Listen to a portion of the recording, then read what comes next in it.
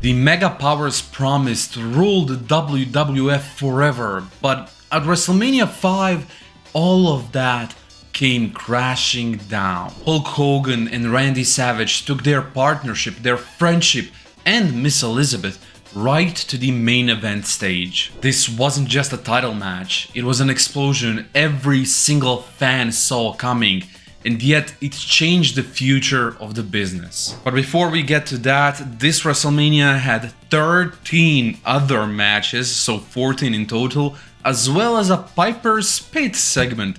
So let's start from the beginning. Before we do, please make sure to leave a like, comment, subscribe. Doing any or all of those would really help me on my journey. I review every single WrestleMania in chronological order, so if you want to check out some of the older ones, please make sure you do after you finish this one.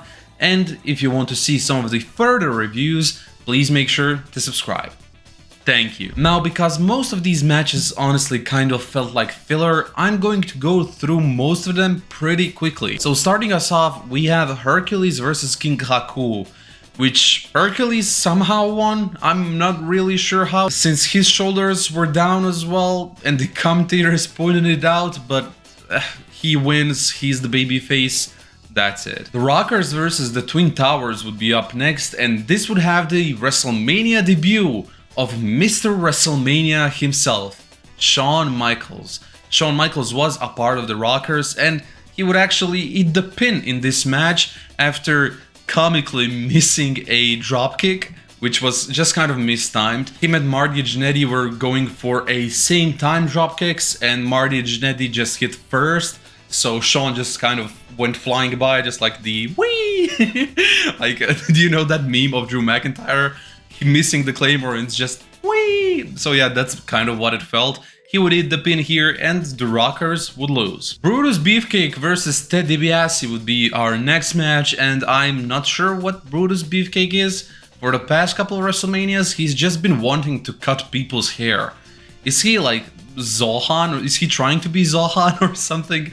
Now, for all of you who don't know, somehow Zohan is an Adam Sandler movie all about a guy who's like a specially trained officer, army guy, something, and he moves over to New York to become a hairdresser.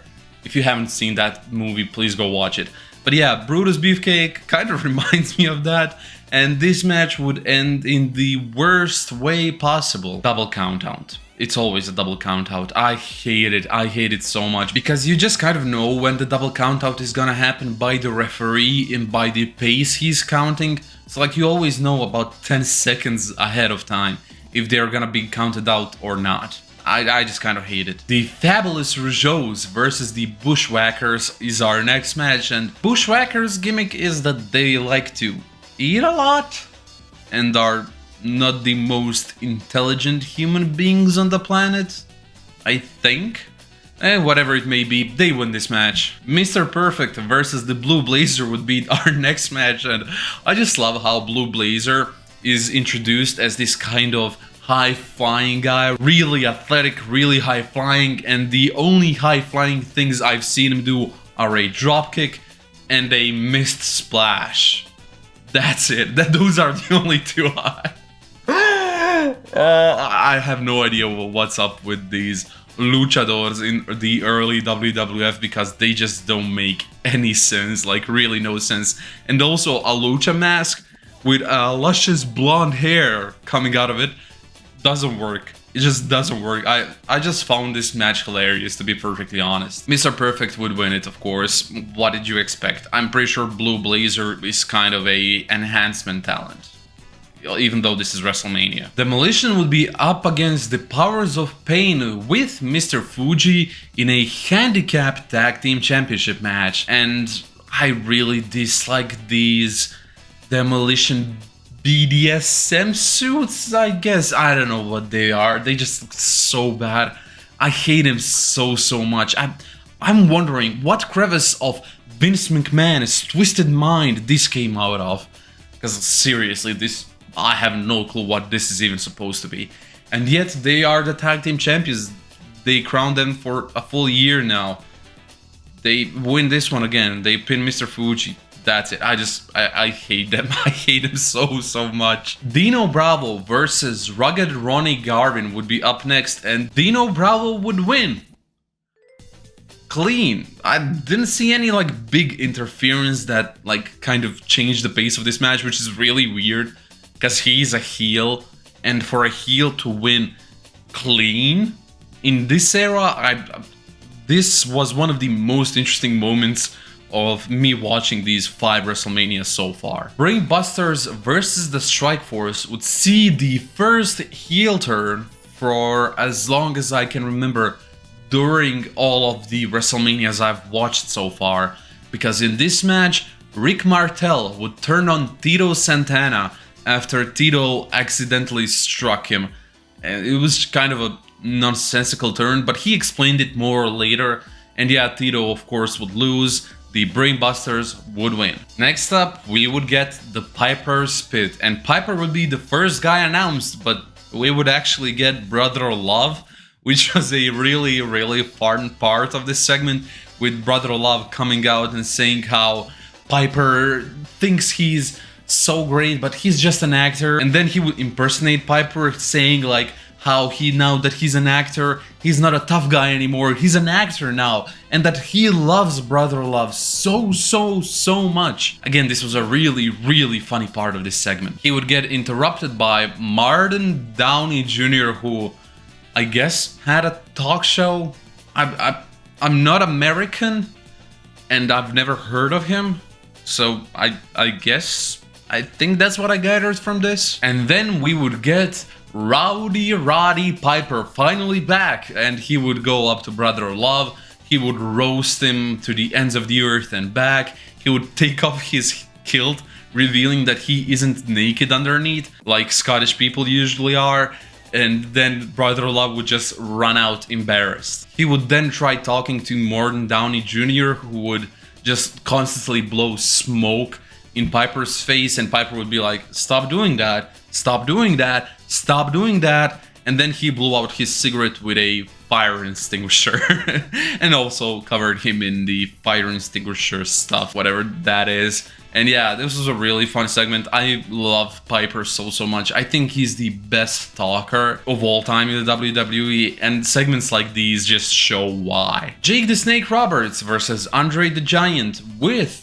Big John Studd as our special guest referee, would be the next match, and this match happened. It was a really bad match. It was such a bad match. It would end in a DQ. Jake the Snake would win. That's about it. Heart Foundation versus Greg Valentine and Honky Tonk Man would be up next, and this match was actually a pretty good match with a really bad ending, because Bret Hart would take the megaphone off of Jimmy Hart and he would hit, I think it was Honky Tonk Man, in the shoulder, and Honky Tonk Man would just fall unconscious. That was such a bad spot, especially with the camera work, because the camera work like clearly showed Bret Hart hit him right here, like right about here, and the Honky Tonk Man just went straight up unconscious. It was really funny to watch, and yeah, Bret Hart would then pin him for the victory, and that's about it. But yeah, pretty good match all in all, but that ending was so bad. Rick Rude versus the Ultimate Warrior would be up next, and I think the Ultimate Warrior had a half chub when he was entering the ring. I don't know why I spotted it, but it just looks really funny. It just don't ask me why I look. Don't do it. Don't do it. And this match would have my favorite spot of all of professional wrestling, repeated like 3 times, I think. A bear hug.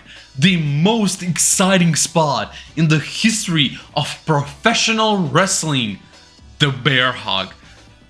I hate that move. I hate that move with a burning passion. Yeah, this match, as you can tell, I didn't like it. I didn't like it at all, just because I think it was 2 or 3 bear hugs in it. And whenever I see a bear hug that lasts for longer than 3 seconds, I fall asleep. So I just woke up at the end of the match. I saw that Rick Rude won with some help by Bobby the Brain Heenan, the Weasel, and that's it. Hacksaw Jim Duggan versus Bad News. Double DQ. Next, Red Rooster versus Bobby the Brain Heenan. 31 seconds with a gimmick that ruined Terry Taylor's career forever. Next, we get to our main event. The Mega Powers explode. And this was such a huge event in professional wrestling. This was the event that everything was built around.